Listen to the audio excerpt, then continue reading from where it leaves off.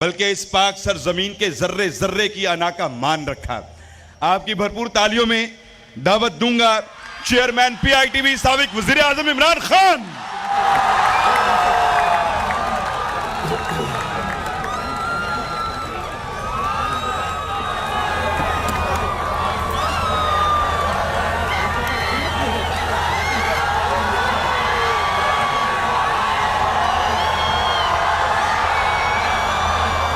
बिस्मिल्लाहिर्रहमानिर्रहीम।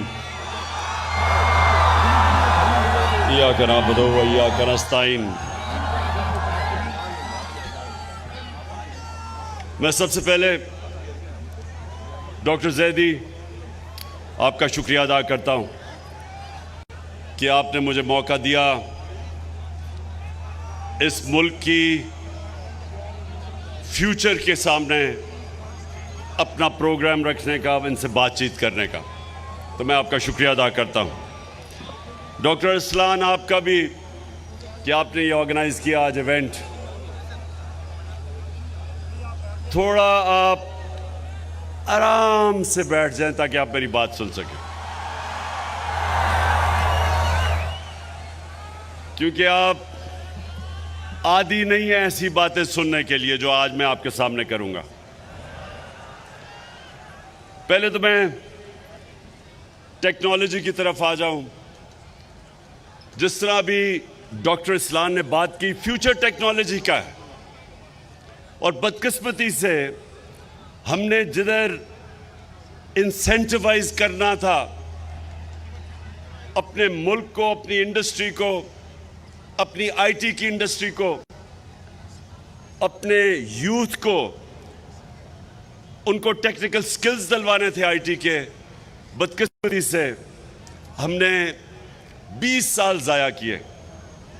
हिंदुस्तान इन 20 सालों के अंदर, 20 साल पहले हिंदुस्तान की IT एक्सपोर्ट 1 अरब थी, आज उनकी 140 अरब डॉलर की एक्सपोर्ट है।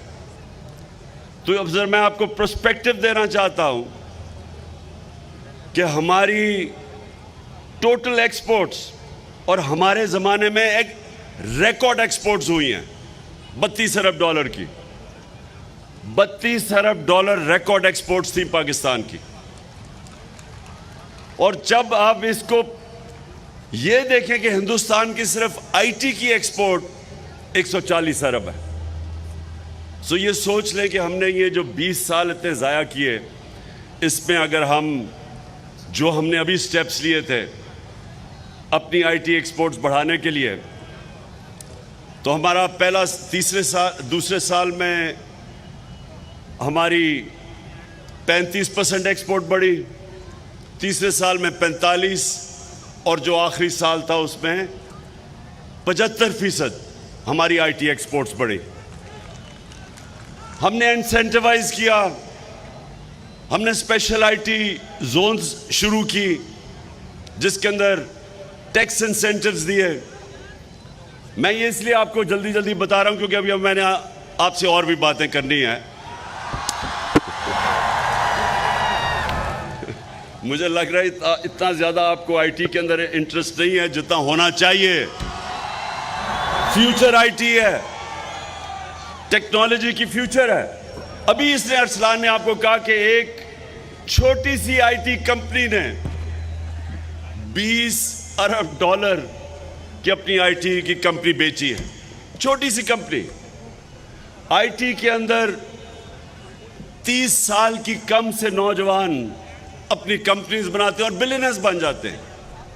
तो ये दुनिया इस तरफ जा रही है, और हमारी अब पूरी कोशिश थी हमारी गवर्नमेंट की, और इंशाल्लाह जब भी आगे आएगी, कि हमारा पूरा ही एम्फसिस स्टार्टअप्स को, कैसे हमने IT स्टार्टअप्स को इंसेंटिवाइज करना है, उनके लिए जीरो टैक्सेशन, हमारी IT कंपनीज के लिए जीरो टैक्सेशन, हमारा जो फ्रीलांसर्स हैं उनको 100% हमने कैपिटल गेन्स टैक्स माफ कर देना है, ताकि वो काम करें, इंसेंटिवाइज हो।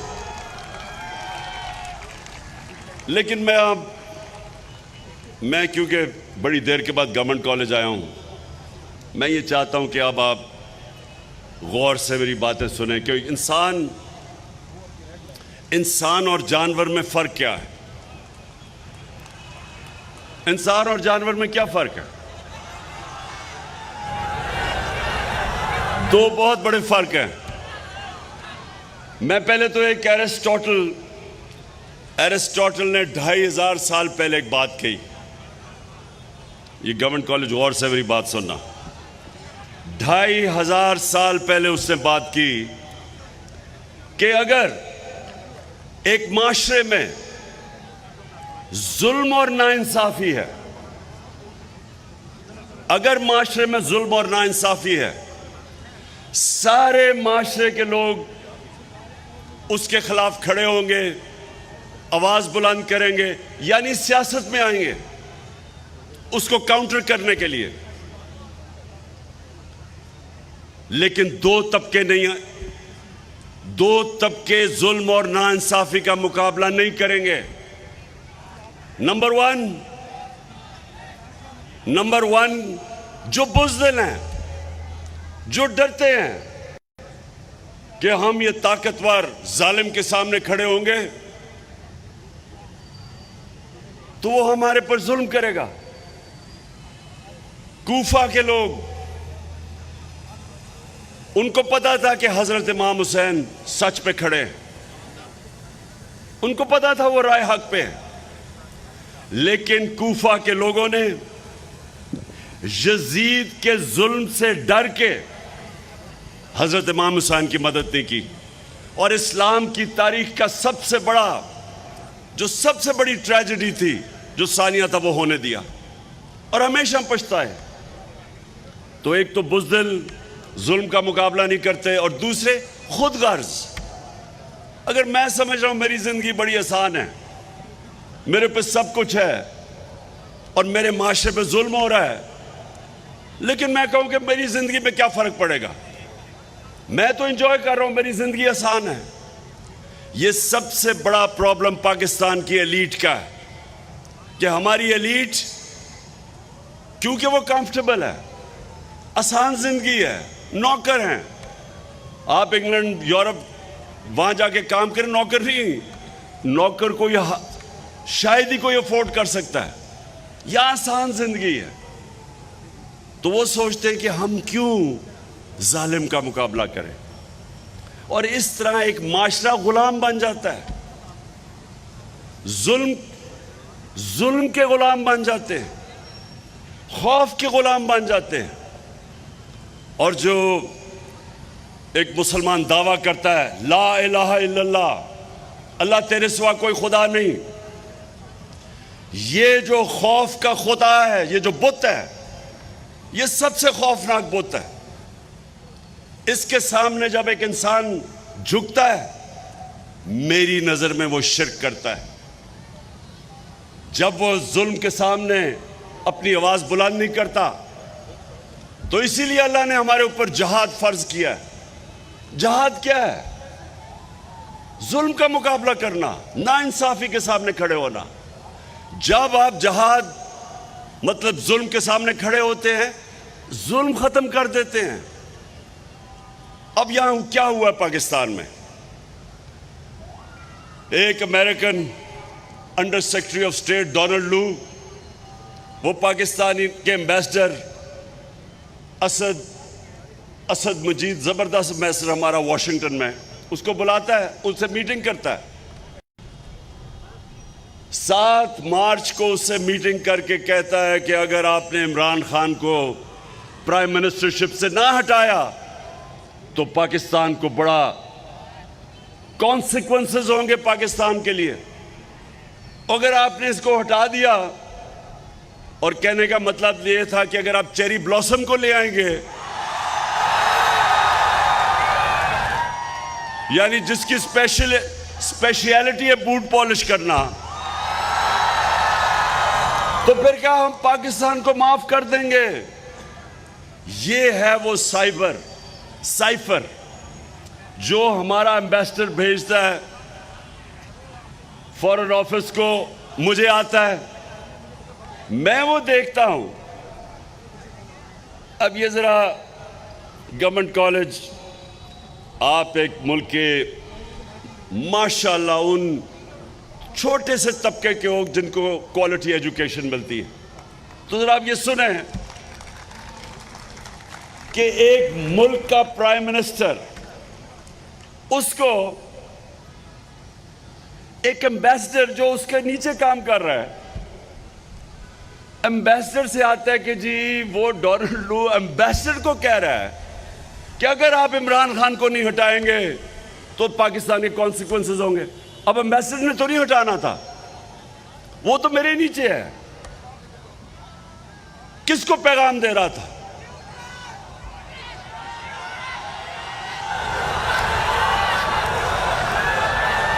मैं जरा गवर्नमेंट कॉलेज के सियासी शोर पूछना चाहता हूं, किसको पैगाम दे रहा था? समझ गया हूं, माशाल्लाह। पहला टेस्ट, पहला इम्तिहान पास कर गए हो आप। अच्छा, उसके बाद सुने जरा, 7 को, एक मिनट सुने, 7 को, वो बाद में आएगा, बाद में। पहले मैं जरा ये डील कर लूं। पहले 7 को वो ये धमकी देता है, 8 को, अच्छा वो धमकी ये देता है कि नो कॉन्फिडेंस मोशन टेबल होगा नेशनल असेंबली में और इमरान खान को हारना है, आपने हराना है। और फिर से फॉरेन ऑफिस के ऊपर तो प्राइम मिनिस्टर को रिपोर्ट करता है। तो ये किसको कह रहा है? वो आपने ठीक कह दिया, आपने ठीक कहा। अच्छा, उसके बाद अगले दिन नेशनल असेंबली में टेबल हो जाता है और उसके बाद हमारे कोई 20 लोटे बनने शुरू हो जाते हैं। 20-20, 25 करोड़ रुपया से उनके जमीर खरीदे जाते हैं।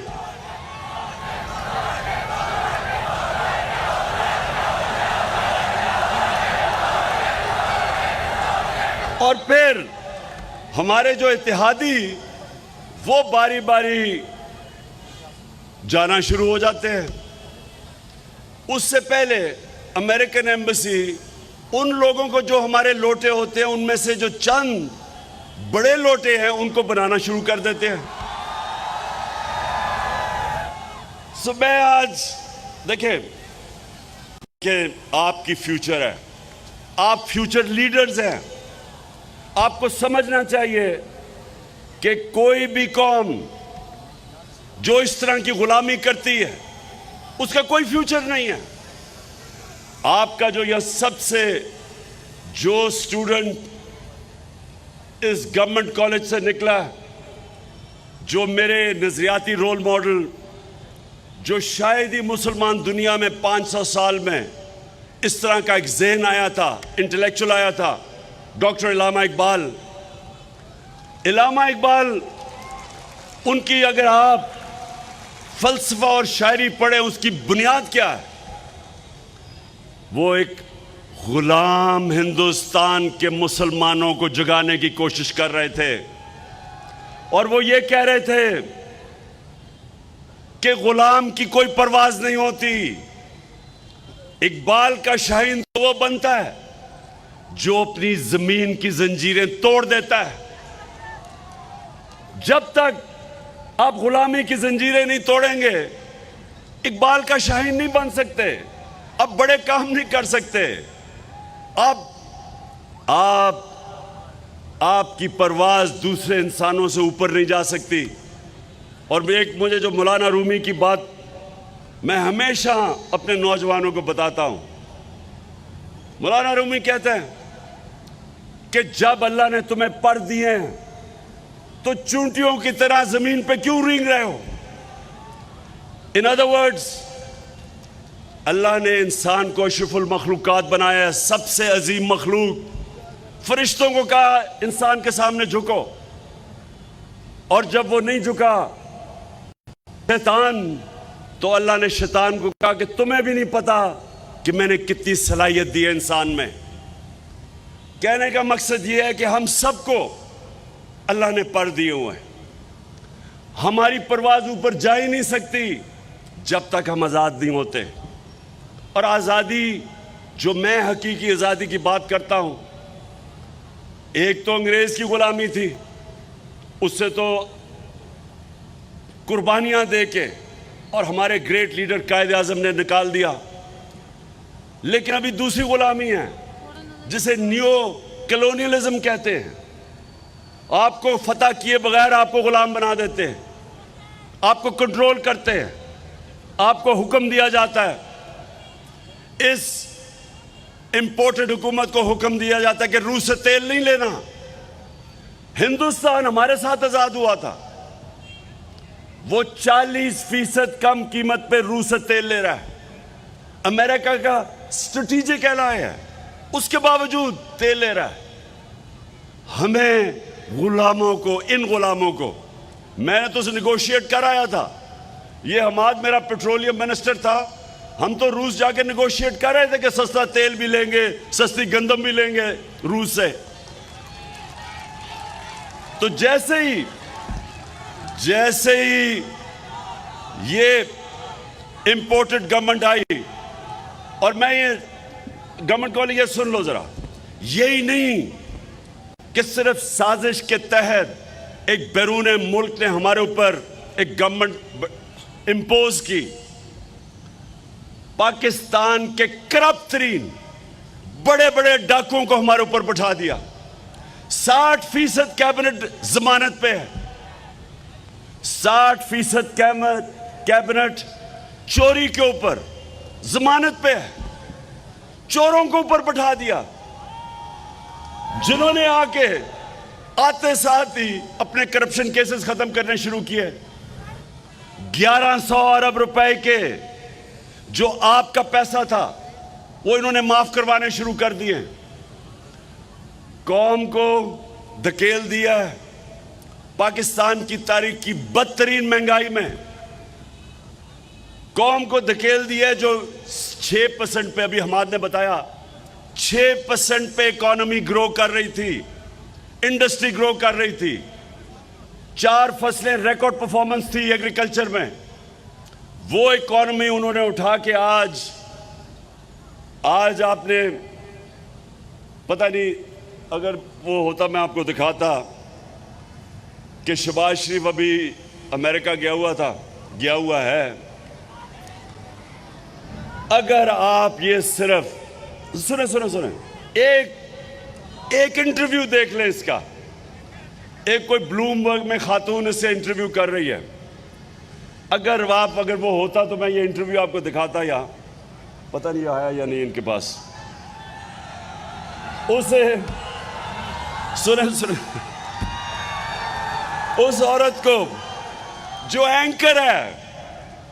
एंकर है टीवी की, उससे कह रहा है कि खुदा के वास्ते हमें पैसे दे दो। कहता अगर आपने पैसे ना दिए हमारा दिवालिया निकल जाएगा। वो आगे से वो कहने की कोशिश करती है मैं तो टीवी एंकर हूं। वो कहता फिर अपनी चैनल के जरिए लोगों को बताओ कि हमारा दिवालिया निकल जाए, खुदा के वास्ते हमें बचा लो। तो वो मुल्क 5 महीने पहले इकोनॉमिक सर्वे ऑफ पाकिस्तान के मुताबिक जो इन्होंने पब्लिश की है, जिसके अंदर 17 साल के बाद पाकिस्तान की बेहतरीन परफॉर्मेंस थी, वो मुल्क का आज प्राइम मिनिस्टर कह रहा है कि जी हम अपने कर्जे नहीं वापस कर सकते, हमारा दिवालिया निकल गया है, खुदा के वास्ते हमें पैसे दे दो। वो भी आपने नहीं सुना उसका कहीं कि मैं मांगने नहीं आया लेकिन मैं मजबूर हूं। तो गवर्नमेंट कॉलेज देखें, ये अगर इन लोगों को हम अपने ऊपर तस्लीम कर लेते हैं, मैं आपको यकीन दिलाता हूं कि जो मुल्क अपनी आजादी राय हक पे खड़ा नहीं होता, नाइंसाफी का मुकाबला नहीं करता, तो अल्लाह कुरान में कहता है कि मेरी जमीन पे निकल के देखो कितनी कौमें मैंने तबाह की जो मेरे हुक्म पे नहीं चली। कौमें रहती नहीं हैं, मेरी जिंदगी के अंदर पाकिस्तान टूटा। हमने ईस्ट पाकिस्तान से इंसाफ नहीं किया। हमने उनको जिस तरह रखा, ईस्ट पाकिस्तान में यूनानिमस थी वोट 1947 में पाकिस्तान में शामिल होने की। 99% ईस्ट पाकिस्तान के लोगों ने पाकिस्तान के लिए वोट दी थी। हमने उनसे इंसाफ नहीं किया। वो हमारे से मुल्क, मेरी जिंदगी में मुल्क टूटा। और अब अगर ये चोर हमारे ऊपर मुसल्लत हो गए, जिनके लीडर बैठे हुए हैं बाहर, अरबों रुपए की प्रॉपर्टीज में बाहर बैठे हैं, पाकिस्तान आते हैं, हुकूमत करके लूट के पैसा फिर बाहर चले जाते हैं। किसी कौम, कोई मुझे एक मिसाल बना दे मुल्क जिसके 3 दफा प्राइम मिनिस्टर बाहर बैठा हुआ है, बेटे कहते हैं हम पाकिस्तान के शहरी नहीं हैं, क्योंकि वो बता नहीं सकते कि अरबों रुपए की प्रॉपर्टीज किधर से आई उनके पास, तो कहते हैं हम बरतानिया शहरी हैं। अब जो आ रहा है पाकिस्तान का सबसे बड़ा कॉनमैन इसहाक डार,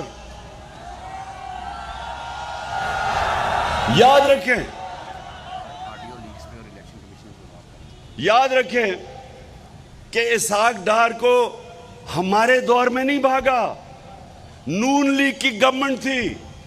नैब ने इसको सवाल के लिए बुलाया, पूछा कि तुम्हारे वालिद साहब की बड़े मेहनत कश से साइकिल की दुकान थी, तो आप तो अरबोपति बन गए, किधर से पैसा आया? तो क्योंकि जवाब नहीं दे सकता था, मुल्क से बाहर भाग गया और प्राइम मिनिस्टर के जहाज में मुल्क से बाहर गया और कहता मैं इलाज करवाने गया हूं।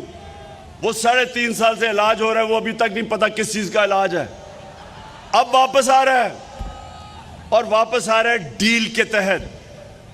यहां डील्स होती हैं चोरों के साथ, एनआरओ दिया जाता है चोरों को, इसलिए चोरी खत्म नहीं होती, इसलिए मुल्क आगे नहीं बढ़ सकता, इसलिए मनी लॉन्ड्रिंग रुक नहीं सकती। तो अब वो वापस आ रहा है। मैं आज सारी कौम को पूछता हूं, क्या हमने ये तमाशा भेड़ बकरियों की तरह देखना है या इंसान बन के राय हक पे खड़ा होना है, जुल्म के खिलाफ, नाइंसाफी के खिलाफ?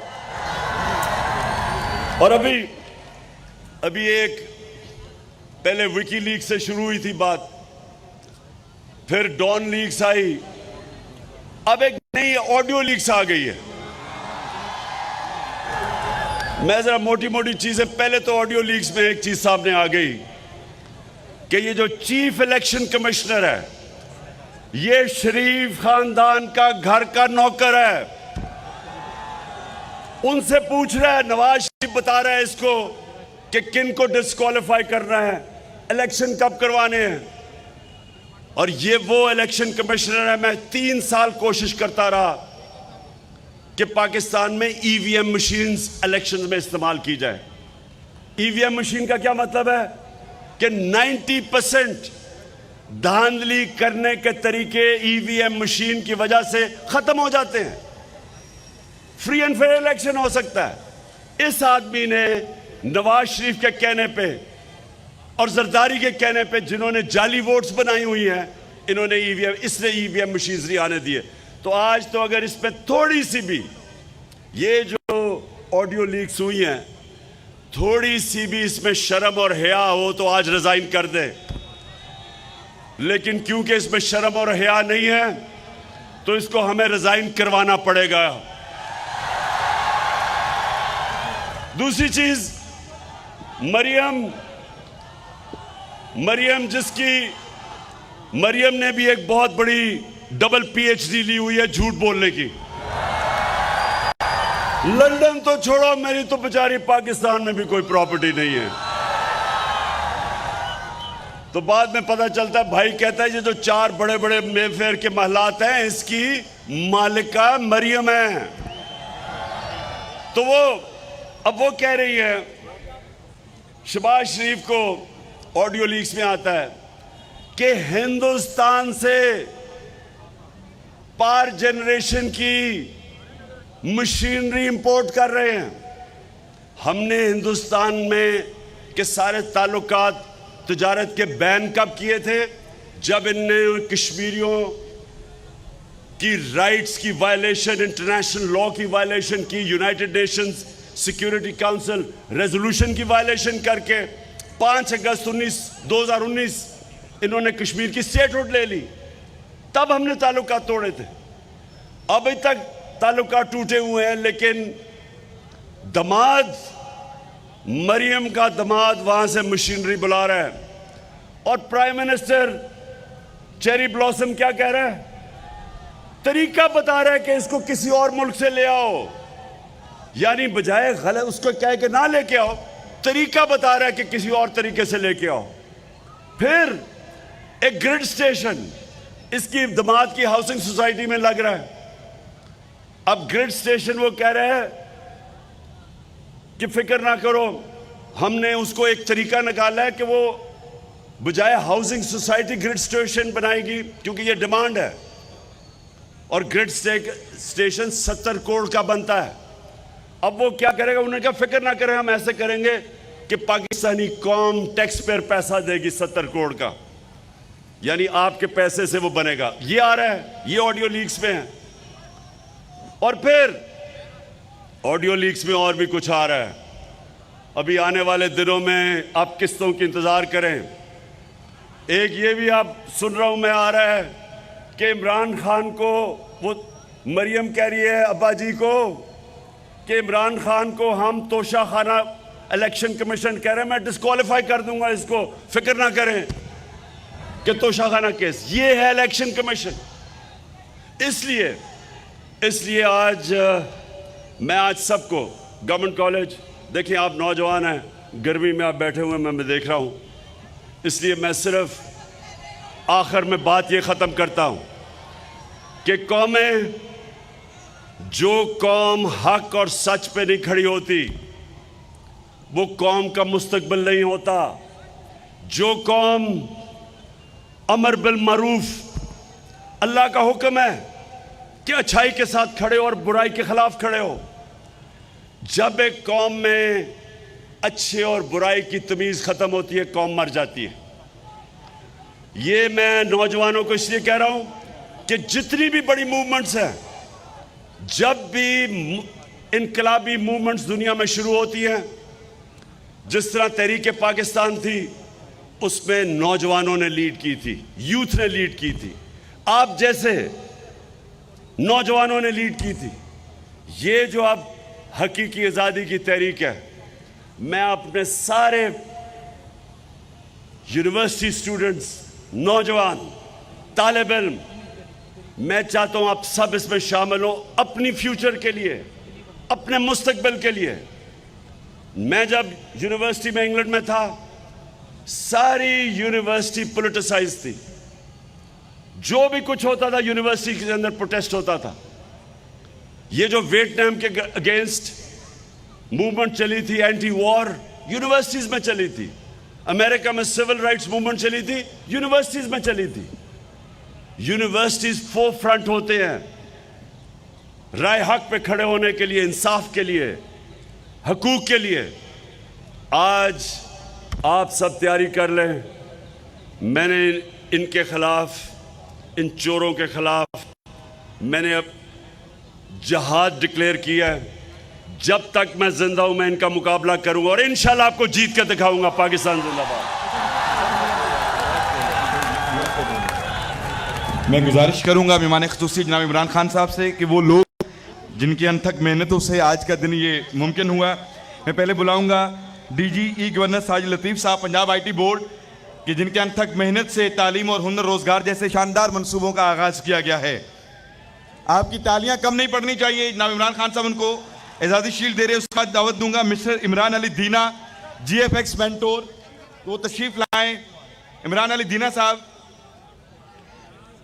साथ ही मैं गुजारिश करूंगा साकिब अजहर इनेबलर से कि वो भी तशरीफ लाएं और स्टेज पे रहें। जनाब अली इमरान अली दीना साहब।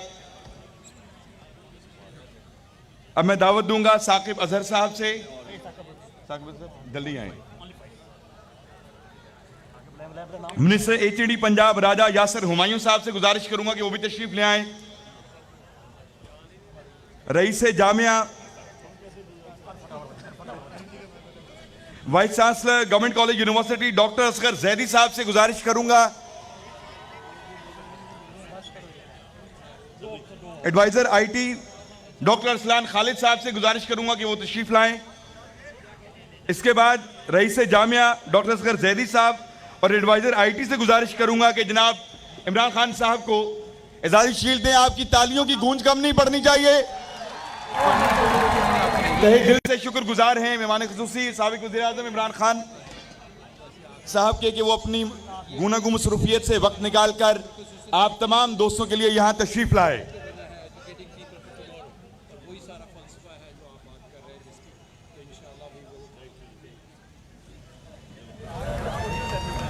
बहुत शुक्रिया।